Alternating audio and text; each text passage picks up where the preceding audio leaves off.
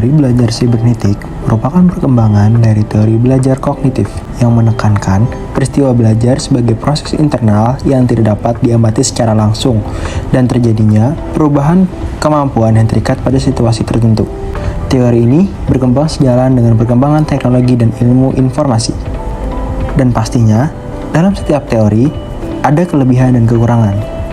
Kelebihan dari teori sibernetik yang pertama, cara berpikir yang berorientasi pada proses lebih menonjol. Yang kedua, kemampuan belajar dapat disajikan dengan lengkap. Yang ketiga, adanya keterarahan seluruh kegiatan belajar kepada tujuan yang ingin dicapai. Yang keempat, adanya transfer belajar pada lingkungan kehidupan yang sesungguhnya.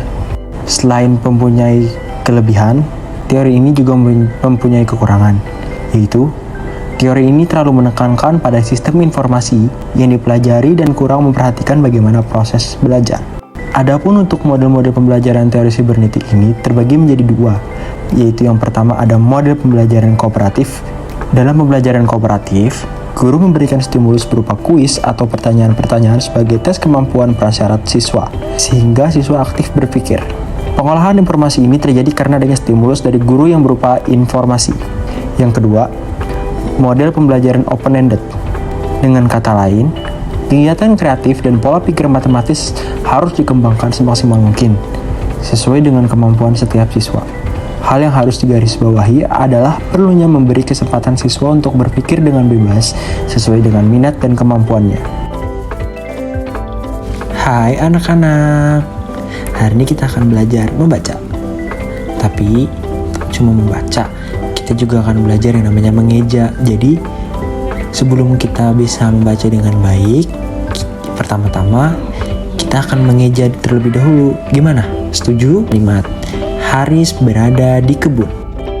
Yang pertama, kita akan baca kata Haris. H-A-H-R-I-S Haris. Nah, bisa kan? Coba ulangi kata-kata dari Bapak.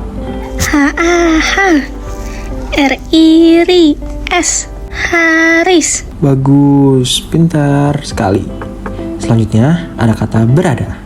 B-E-B-R-A-R-A-D-A-D-A. Berada. Ayo coba ulangi lagi. B-E-B-R-A-R-A-D-A-D-A. Berada. Di anak-anak Bapak. Selanjutnya I-D. Di. D-I-D. Di. Ya pasti anak-anak sangat pintar sih, karena ini cuma satu kata dan pendek juga. Selanjutnya kebun. K-E-K-K-B-U-B-U-N. Kebun. Ayo kita coba ulang. K-E-K-B-U-B-U-N. Bun. Kebun. Bagus, pintar sekali. Good job anak-anak. Jadi kata yang kita baca hari ini, Haris berada di kebun. Ulangi setelah Bapak ya. Haris berada di kebun. Haris berada di kebun.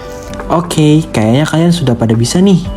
Sekarang Bapak mau salah satu dari kalian membacakan dengan keras kata tersebut. Yang mau bisa angkat tangannya. Saya.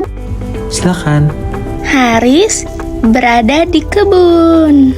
Oke, pintar sekali. Terima kasih banyak. Oke, jadi itu tadi adalah apa itu teori sibernetik? Dan apa sih? Dan bagaimana sih teori sibernetik itu? Jadi, terima kasih untuk teman-teman yang sudah bertugas untuk merancang video animasi ini.